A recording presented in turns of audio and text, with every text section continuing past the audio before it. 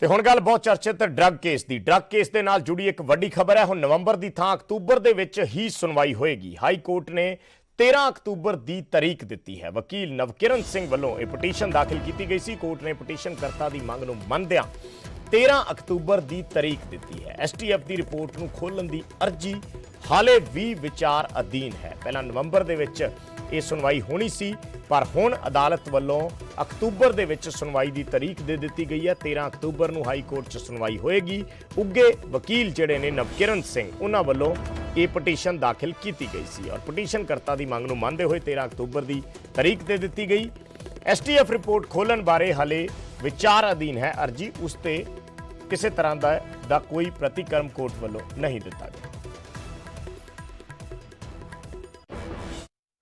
ਜੇ ਜੱਜ ਸਾਹਿਬ ਉਦੋਂ ਵੀ ਕਹਿਣ ਜੀ ਕਿ ਮੈਂ ਹਲੇ ਹੋਰ ਮੈਂ ਟਾਈਮ ਲੈਣਾ ਤੇ ਮੈਂ ਕੀ ਕਰ ਸਕਦਾ।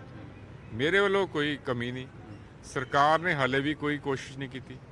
ਭਾਵੇਂ ਏਜੀ ਚੇਂਜ ਹੋ ਗਿਆ, ਲੇਕਿਨ ਕੋਈ ਏਜੀ ਵੱਲੋਂ ਦਰਖਾਸਤ ਨਹੀਂ ਆਈ ਵੀ ਹਾਂਜੀ ਰਿਪੋਰਟ ਨੂੰ ਖੋਲੋ, ਬੜੀ ਜ਼ਰੂਰੀ ਹੈ।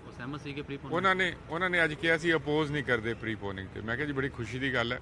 ਪਿਛਲੇ 3 ਸਾਲ ਤੋਂ ਤਾਂ ਤੁਸੀਂ ਕੋਈ ਕੋਸ਼ਿਸ਼ ਨਹੀਂ ਕੀਤੀ ਤੇ ਮੈਂ ਕੋਸ਼ਿਸ਼ ਕੀਤੀ ਹੈ ਤੇ ਅੱਜ ਅਸੀਂ ਅਪੋਜ਼ ਨਹੀਂ ਕਰ ਰਹੇ, ਬੜੀ ਖੁਸ਼ੀ ਦੀ ਗੱਲ ਹੈ। ਸੋ ਇੰਨਾ ਕੁ ਰਵੱਈਏ ਦਾ ਫਰਕ ਹੈ भी हुन ऑपोजिशन नहीं है तो आस है कि रिपोर्ट खुलेगी। सर अब तक कुल एसआईटी ने कितनी रिपोर्ट सीलबंद कोर्ट में दी थी और वो कब सर मेरे रिलेटेड एक और रिपोर्ट है जिहड़ी एसआईटी की मेरी रिपोर्ट नहीं हैगी, वो जिहड़े वकीलों की हैगी वो जवाब दे सकते हैं। साडा जिहड़ा मैटर है वो ओनली कंसर्निंग जिहड़ा है पॉलिटिशियन का है। एसटीएफ की रिपोर्ट है। एसटीएफ की रिपोर्ट तो पंजाब पुलिस ने उमेश शर्मा साढ़े सहयोगी जुड़े ने होर गलबात दे लई। उमेश थोड़ा जा विस्तार नाल थोड़ा जा डिटेल नाल समझना चाहांगे। दो चीज़ां जिहड़ियां ने वो किते ना किते कन्फ्यूज कर रही ने या मिक्स हो रही ने दो चीज़ां। मैं चाहूँगा दर्शकों की जानकारी दे लई तुसीं थोड़ा जा उसनूं क्लैरीफाई करो कि ये जिहड़ी नवकिरण होरां वल्लों पटीशन पाई गई सी ये रिपोर्ट ते जल्दी सुनवाई नूं लैके सी और एक चर्चा हो रही है कि रिपोर्ट खुलनी है। नवजोत सिंह सिद्धू ट्वीट कर चुके ने, उस दे नाल कई सारियां कन्फ्यूजनस पैदा होईयां ने। सो थोड़ी जी क्लैरिटी चाहांगे भी दोने अलग अलग चीज़ां ने या इक्को ही पटीशन दे विच आउंदियां ने। देखो विजय, नवजोत सिद्धू के ट्वीट ਨੂੰ ਜੇ ਮੈਂ ਅਲੱਗ ਰੱਖਾਂ, ਸਿਰਫ ਮੈਂ ਕੋਰਟ ਦੀ ਗੱਲ ਕਰਾਂ ਤਾਂ ਇੱਕ ਬੜੀ ਸਿੱਧੀ ਜੀ ਔਰ ਸਮਝਣ ਵਾਲੀ ਗੱਲ ਹੈ। ਇਹ 2013 ਦਾ ਡਰਗ ਮੈਟਰ ਹੈ ਜੀ। ਨਵਕਿਰਨ ਸਿੰਘ ਦੀ ਜਿਹੜੀ ਐਪਲੀਕੇਸ਼ਨਾਂ ਨੇ ਉਹ ਐਪਲੀਕੇਸ਼ਨਾਂ ਉਹ ਨੇ ਕਿ ਜਿਹੜੇ ਇਹਦੇ ਵਿੱਚ ਕੋਈ ਰਾਜਨੇਤਾ ਦੀ ਸ਼ਮੂਲੀਅਤ ਹੈ, ਕਿਹੜੇ ਪੋਲੀਟੀਸ਼ੀਅਨ ਨੇ, ਵੱਡੀ ਮਛਲੀਆਂ ਨੇ, ਉਹਨੂੰ ਲੈ ਕੇ ਹਮੇਸ਼ਾ ਉਹ ਐਪਲੀਕੇਸ਼ਨਾਂ ਪਾਉਂਦੇ ਰਹੇ ਨੇ ਐਡਵੋਕੇਟਸ ਫॉर ਹਿਊਮਨ ਰਾਈਟਸ ਵੱਲੋਂ। ਪਟੀਸ਼ਨ ਕਰਤਾ ਨਹੀਂ ਨੇ, ਉਹ ਐਪਲੀਕੇਸ਼ਨਾਂ ਪਾਉਂਦੇ ਰਹੇ ਨੇ। ਠੀਕ ਹੈ। ਤਾਂ ਜਦੋਂ ਕਰੋਨਾ ਸ਼ੁਰੂ ਹੋਇਆ, ਇਸ ਕੇਸ ਦੀ ਜਿਹੜੀ ਹੀਅਰਿੰਗ ਸੀਗੀ ਉਹ ਅੱਗੇ ਖਿਸਕਦੀ ਨਵੰਬਰ 'ਚ ਚਲੀ ਗਈ ਸੀ। ਠੀਕ ਹੈ। ਤੇ ਇੱਕ ਪ੍ਰੀਪੋਨਮੈਂਟ ਸ਼ਬਦ ਹੁੰਦਾ, ਯਾਨੀ ਕਿ ਸੁਣਵਾਈ ਪਹਿਲਾਂ ਕਰਨ ਦੀ। ਉਹ ਐਪਲੀਕੇਸ਼ਨ ਤੇ ਪਾਈ ਸੀਗੀ ਨਵਕਿਰਨ ਸਿੰਘ ਉਹਨਾਂ ਨੇ। ਤੇ ਇਹ ਵੀ ਐਪਲੀਕੇਸ਼ਨ ਪਾਈ ਸੀ ਕਿ ਜਿਹੜੀ ਇਹ ਰਿਪੋਰਟ ਐਸਟੀਐਫ ਦੀ ਉਹ ਕਾਫੀ ਸਮੇਂ ਤੋਂ ਕੋਰਟ ਵਿੱਚ ਪਈ ਹੈ, ਇਹਨੂੰ ਖੋਲਿਆ ਜਾਵੇ ਤਾਂ ਕਿ ਜਿਹੜੀ ਸਾਡੀ ਪਹਿਲਾਂ ਤੋਂ ਮੰਗ ਰਹੀ ਹੈ ਕਿ ਐਸਟੀਐਫ ਨੇ ਜਿਹੜੀ ਜਾਂਚ ਕੀਤੀ ਹੈ ਉਸ ਜਾਂਚ ਵਿੱਚ ਕੀ ਹੈ, ਰਿਪੋਰਟ ਵਿੱਚ ਕੀ ਹੈ, ਕਿਹਦੇ ਨਾਮ ਨੇ, ਉਹ ਸਾਨੂੰ ਪਤਾ ਲੱਗੇ। ਠੀਕ ਹੈ। ਤਾਂ ਬੜੀ ਸਿੰਪਲ ਜੀ ਗੱਲ ਹੈ। ਮੈਂ ਫਿਰ ਤੋਂ ਦੱਸਦਾ ਕਿ ਐਪਲੀਕੇਸ਼ਨਾਂ ਪਾਈ ਜਾਂਦੀਆਂ ਨੇ। Navkiran Singh advocates for human rights ਵੱਲੋਂ ਇੱਕ ਸਮੂਹ ਹੈ ਐਡਵੋਕੇਟਸ ਦਾ, ਉਹਨਾਂ ਵੱਲੋਂ ਇੱਕ ਐਪਲੀਕੇਸ਼ਨਾਂ ਸੀਗੀਆਂ। ਜਿਹੜੀ ਹੁਣ ਪ੍ਰੀਪੋਨਮੈਂਟ ਦੀ ਪਾਈ ਸੀਗੀ ਉਹ ਪਹਿਲਾਂ ਹੀ ਪਾਈ ਹੋਈ ਸੀਗੀ, ਨਾਲ ਇਹ ਐਪਲੀਕੇਸ਼ਨ ਵੀ ਨਾਲ ਸੀਗੀ, ਰਿਪੋਰਟ ਵੀ ਖੋਲੀ ਜਾਵੇ। ਲੇਕਿਨ ਜਿਹੜੇ ਮੇਨ ਕੇਸ ਦੀ ਜਦੋਂ ਵਿਜੇ ਸੁਣਵਾਈ ਹੈ ਉਹ ਪਹਿਲਾਂ ਕੀਤੀ ਜਾਵੇ। ਤਾਂ ਉਹਨਾਂ ਦੀ ਜਿਹੜੀ ਮੇਨ ਕੇਸ ਦੀ ਸੁਣਵਾਈ 11 ਯਾਨੀ ਕਿ 15/11 ਨੂੰ ਲੱਗੀ ਸੀ ਅਗਲੇ ਮਹੀਨੇ, ਉਹ ਹੁਣ 13 ਅਕਤੂਬਰ ਨੂੰ ਹੋਣੀ ਹੈ। ਪਹਿਲਾਂ ਤਾਂ ਕਲੈਰਿਟੀ ਹੋ ਜੇ ਕਿ ਸੁਣਵਾਈ ਪਹਿਲਾਂ ਕਰ ਲਓ, ਉਹ ਕੋਰਟ ਨੇ ਮੰਨ ਲਈ ਹੈ। ਨਾਲ ਜਿੱਦਾਂ ਹੁਣ ਬਾਈਟ ਜੀ ਉਹਨਾਂ ਨੇ ਕਿਹਾ ਕਿ ਮੇਰੀ ਤਾਂ ਹਮੇਸ਼ਾ ਤੋਂ ਉਮੀਦ ਰਹੀ ਹੈ ਕਿ ਜਿਹੜੀ ਐਸਟੀਐਫ ਦੀ ਰਿਪੋਰਟ ਹੈ ਉਹ ਖੋਲੀ ਜਾਵੇ। ਮੈਂ ਤਾਂ 13 ਅਕਤੂਬਰ ਨੂੰ ਵੀ ਇਹ ਉਮੀਦ ਕਰਕੇ ਬੈਠਿਆ ਕਿ ਸ਼ਾਇਦ ਕੋਰਟ ਉਹ ਰਿਪੋਰਟ ਖੋਲੇ, ਲੇਕਿਨ ਹੁਣ ਬੈਂਚ ਜਿਹੜੀ ਹੈ ਉਹ ਨਵੀਂ ਬੈਂਚ ਹੈ।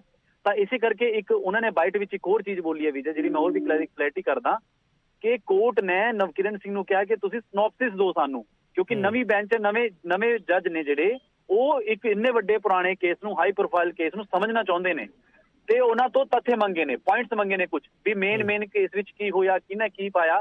ਤਾਂ ਹੁਣ ਨਵਕਿਰਨ ਸਿੰਘ ਉਹਨਾਂ ਨੇ ਉਹ ਸਿਨੋਪਸਿਸ ਦੇਣੇ ਨੇ। 13 ਅਕਤੂਬਰ ਨੂੰ ਵੀ ਕੋਈ ਲੱਗਦਾ ਨਹੀਂ ਕਿ ਕੋਈ ਏਦਾਂ ਐਸਟੀਐਫ ਦੀ ਰਿਪੋਰਟ ਖੁੱਲੇਗੀ ਜਾਂ ਕੁਝ ਹੋਏਗੀ, ਕਿਉਂਕਿ ਕੇਸ ਇੰਨਾ ਵੱਡਾ ਹੈ, ਇੰਨਾ ਪੁਰਾਣਾ ਕੇਸ ਹੈ, ਕਾਫੀ ਆਰਡਰ ਨੇ ਇਸ ਕੇਸ ਵਿੱਚ, ਕਾਫੀ ਉਲਝਿਆ ਹੋਇਆ ਕਹਿ ਲਓ ਕਿ ਤਕਨੀਕੀ ਭਾਸ਼ਾ 'ਚ ਕੇਸ ਹੈ। ਤਾਂ ਹੁਣ 13 ਅਕਤੂਬਰ ਨੂੰ ਅਗਲੀ ਸੁਣਵਾਈ ਹੈ, ਦੇਖਣਾ ਹੋਏਗਾ ਕਿ ਅੱਗੇ ਕੋਰਟ ਕਿੱਦਾਂ ਵੱਧਦਾ ਹੈ।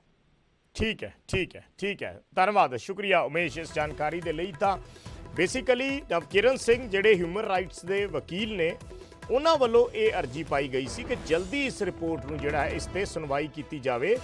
ਇਸ ਤੇ ਜੋ ਵੀ ਡਰੱਗਸ ਕੇਸ ਨਾਰਮਲ ਪਿੱਛੇ ਚੱਲਦਾ ਆ ਰਿਹਾ ਬਹੁਤ ਸਾਲਾਂ ਤੋਂ, ਉਸ ਤੇ ਜਲਦੀ ਸੁਣਵਾਈ ਕੀਤੀ ਜਾਵੇ। ਐਸਟੀਐਫ ਦੀ ਰਿਪੋਰਟ ਖੁੱਲਣੀ ਹੈ ਜਾਂ ਨਹੀਂ ਖੁੱਲਣੀ, ਇਸ ਤੇ ਹਾਲੇ ਸੁਣਵਾਈ ਹੋਣੀ ਬਾਕੀ ਹੈ। ਕਿ 13 ਤਰੀਕ ਦੀ ਜਿਹੜੀ ਤਾਰੀਖ ਦਿੱਤੀ ਗਈ ਹੈ 13 ਅਕਤੂਬਰ ਦੀ ਅਦਾਲਤ ਵੱਲੋਂ, ਉਸ ਦਿਨ ਵੀ ਇਹ ਨਹੀਂ ਕਿਹਾ ਜਾ ਸਕਦਾ ਕਿ ਉਸ ਦਿਨ ਰਿਪੋਰਟ ਖੁੱਲੇਗੀ ਹੀ, ਪਰ ਉਸ ਤੇ ਚਰਚਾ ਜ਼ਰੂਰ ਹੋ ਸਕਦੀ ਹੈ ਇਸ ਸੁਣਵਾਈ ਦੇ ਦੌਰਾਨ।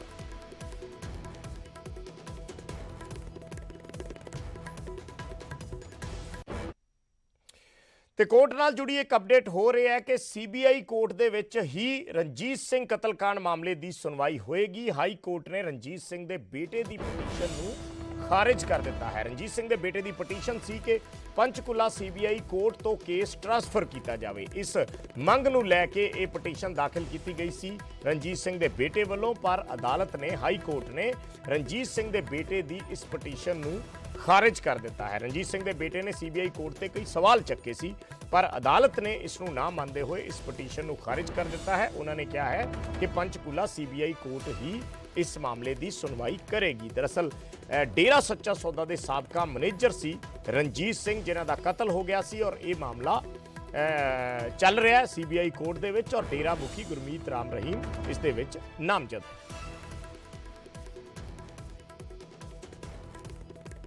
ਉਮੇਸ਼ ਸ਼ਰਮਾ ਸਾਡੇ ਸਹਿਯੋਗੀ ਜੁੜੇ ਹੋਏ ਨੇ, ਕੁਝ ਹੋਰ ਅਪਡੇਟ ਲੈਣੇ ਆ ਉਮੇਸ਼ ਤੋਂ। ਉਮੇਸ਼, ਇਸ ਕੇਸ ਨੂੰ ਲੈ ਕੇ ਵੀ ਇਹ ਸੀਗਾ ਕਿ ਇਸ ਦੀ ਸੁਣਵਾਈ ਲਗਭਗ ਮੁਕੰਮਲ ਹੋ ਚੁੱਕੀ ਹੈ, ਕਿਸੇ ਵੇਲੇ ਵੀ ਇਸ ਦਾ ਫੈਸਲਾ ਆ ਸਕਦਾ ਹੈ। ਐਸੇ ਵਿੱਚ ਇਹ ਪਟੀਸ਼ਨ ਦਾਖਲ ਕਰਨਾ ਰਣਜੀਤ ਸਿੰਘ ਦੇ ਬੇਟੇ ਵੱਲੋਂ ਕੀ ਗਰਾਊਂਡ ਸੀ ਉਹਨਾਂ ਦੇ, ਔਰ ਕੀ ਪੂਰੀ ਜਿਹੜੀ ਕਾਰਵਾਈ ਹੈ ਕੋਰਟ ਦੀ ਰਹੀ ਹੈ? ਵਿਜੇ, ਜਗਸੀਰ ਸਿੰਘ ਜਿਹੜੇ ਰਣਜੀਤ ਸਿੰਘ ਦੇ ਬੇਟੇ ਨੇ, ਉਹਨਾਂ ਨੇ ਇੱਕ ਪਟੀਸ਼ਨ ਪਾਈ ਸੀਗੀ ਹਾਈ ਕੋਰਟ ਵਿੱਚ, ਔਰ ਤੁਸੀਂ ਸਹੀ ਕਿਹਾ ਕਿ ਪੰਚਕੂਲਾ ਸੀਬੀਆਈ ਕੋਰਟ ਵਿੱਚ ਮਾਮਲੇ ਦੀ ਜਿਹੜੀ ਸੁਣਵਾਈ ਹੈ ਪੂਰੀ ਹੋ ਚੁੱਕੀ ਸੀ, ਫੈਸਲਾ ਆ ਸਕਦਾ ਸੀ। ਫੈਸਲੇ ਤੋਂ ਠੀਕ ਪਹਿਲਾਂ ਪਟੀਸ਼ਨ ਫਾਈਲ ਕੀਤੀ ਗਈ, ਔਰ ਪਟੀਸ਼ਨ ਵਿੱਚ ਇਹ ਕਿਹਾ ਗਿਆ ਸੀਗਾ ਕਿ ਉਹਨਾਂ ਨੂੰ ਇੱਕ ਕਹਿ ਲਓ ਐਪਰੀਹੈਂਸ਼ਨ ਹੈ, ਇੱਕ ਡਰ ਹੈ ਕਿ ਜਿਹੜੇ ਸੀਬੀਆਈ ਦੇ ਜੱਜ ਨੇ ਉਹ ਕਿਤੇ ਨਾ ਕਿਤੇ ਇਨਫਲੂਐਂਸ ਵਿੱਚ ਨੇ, ਪ੍ਰਭਾਵਿਤ ਹੋ ਸਕਦੇ ਨੇ।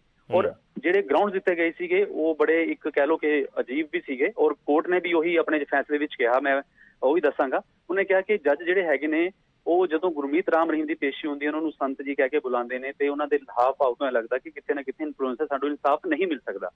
ਤੇ ਹੁਣ ਹਾਈ ਕੋਰਟ ਨੇ ਖਾਰਿਜ ਕਰਤੀ ਹੈ ਉਹਨਾਂ ਦੇ ਬੇਟੇ ਦੀ ਜਿਹੜੀ ਡਰ ਸੀਗਾ ਜਾਂ ਐਪਲੀਕੇਸ਼ਨ ਸੀਗੀ ਵੀ ਇਹ ਟ੍ਰਾਂਸਫਰ ਕਿਸੇ ਹੋਰ ਸੀਬੀਆਈ ਜੱਜ ਕੋਲ ਕੀਤਾ ਜਾਵੇ। ਹਾਈ ਕੋਰਟ ਨੇ ਸਾਫ਼ ਕਿਹਾ ਕਿ ਜਿਹੜਾ ਪਟੀਸ਼ਨਰ ਦਾ ਡਰ ਹੈ ਇਹ ਇਮੈਜਿਨਰੀ ਹੈ, ਯਾਨੀ ਕਿ ਖਿਆਲਾਂ ਵਿੱਚ ਹੈ, ਖੁਆਬਾਂ ਵਿੱਚ ਹੈ। ਇਹ ਸਾਫ਼ ਕਿਹਾ ਹਾਈ ਕੋਰਟ ਨੇ ਆਪਣੇ ਉਹਦੇ ਵਿੱਚ, ਇਹ ਇਮੈਜਿਨਰੀ ਹੈ, ਔਰ ਕੋਈ ਇਹਦੇ ਵਿੱਚ ਖਾਸ ਕੋਈ ਐ ਨਹੀਂ ਹੈ ਕਿ ਆਪਣੇ ਆਪ ਤੁਸੀਂ ਕੋਈ ਚੀਜ਼ ਸੋਚ ਲਈ, ਆਪਣੇ ਆਪ ਇੱਕ ਅੰਦਰ ਇੱਕ ਭੈ ਬਿਠਾ ਲਿਆ। ਉਹ ਇਸ ਕਰਕੇ ਇਹ ਪਟੀਸ਼ਨ ਸਟੈਂਡ ਨਹੀਂ ਕਰਦੀ। ਜੀ ਵਿਜੇ, ਔਰ ਹੁਣ ਇਹ ਆਪਾਂ ਜਿਹੜੀ ਪੈਂਡਿੰਗ ਹੈ ਪੂਰੀ ਸੁਣਵਾਈ ਤੋਂ ਬਾਅਦ ਫੈਸਲਾ, ਉਹ ਸਮਝ ਸਕਦੇ ਹਾਂ ਵੀ ਜਲਦੀ ਆ ਸਕਦਾ ਹੈ ਉਮੇਸ਼? ਬਿਲਕੁਲ ਵਿਜੇ, ਕਿਉਂਕਿ ਜਦੋਂ ਹਾਈ ਕੋਰਟ ਦਾ ਫੈਸਲਾ ਆ ਜਾਂਦਾ ਤਾਂ ਥੱਲੀ ਅਦਾਲਤ ਨੂੰ ਵੀ ਇੱਕ ਉਹ ਮਿਲ ਜਾਂਦਾ ਹੈ, ਇੱਕ ਅੱਗੇ ਵਧਣ ਵਾਸਤੇ ਇੱਕ ਰਾਹ ਮਿਲ ਜਾਂਦੀ ਹੈ, ਤੇ ਥੱਲੇ ਸੀਬੀਆਈ ਕੋਰਟ ਨੇ ਆਪਣਾ ਫੈਸਲਾ ਸੁਣਾਉਣਾ ਹੈ। ਹੁਣ ਉਹ ਫੈਸਲਾ ਕਦੇ ਵੀ ਆ ਸਕਦਾ ਹੈ, ਆਰਡਰ ਅੱਜ ਆ ਚੁੱਕੇ ਨੇ, ਔਰ ਮੈਨੂੰ ਲੱਗਦਾ ਕਿ ਸੀਬੀਆਈ ਕੋਰਟ ਜਿਹੜੀ ਆ ਉਹ ਕਦੇ ਵੀ ਫੈਸਲਾ ਸੁਣਾ ਸਕਦੀ ਹੈ। ਠੀਕ ਹੈ, ਧੰਨਵਾਦ ਇਸ ਜਾਣਕਾਰੀ ਦੇ ਲਈ। ਤਾਂ ਕਦੇ ਵੀ ਸੀਬੀਆਈ ਕੋਰਟ ਜਿਹੜੀ ਹੈ ਉਹ ਫੈਸਲਾ ਸੁਣਾ ਸਕਦੀ ਹੈ, ਕਿਉਂਕਿ ਇੱਕ ਪਟੀਸ਼ਨ ਇਸ ਦੇ ਵਿੱਚ ਦਾਖਲ ਹੋ ਗਈ ਸੀ ਇਸ ਵਿਚਾਲੇ ਕਿ ਇਸ ਨੂੰ ਦੂਸਰੀ ਅਦਾਲਤ ਦੇ ਵਿੱਚ ਟ੍ਰਾਂਸਫਰ ਕੀਤਾ ਜਾਵੇ ਕੇਸ ਨੂੰ, ਪਰ ਹਾਈ ਕੋਰਟ ਨੇ ਅੱਜ ਇਹ ਪਟੀਸ਼ਨ ਖਾਰਿਜ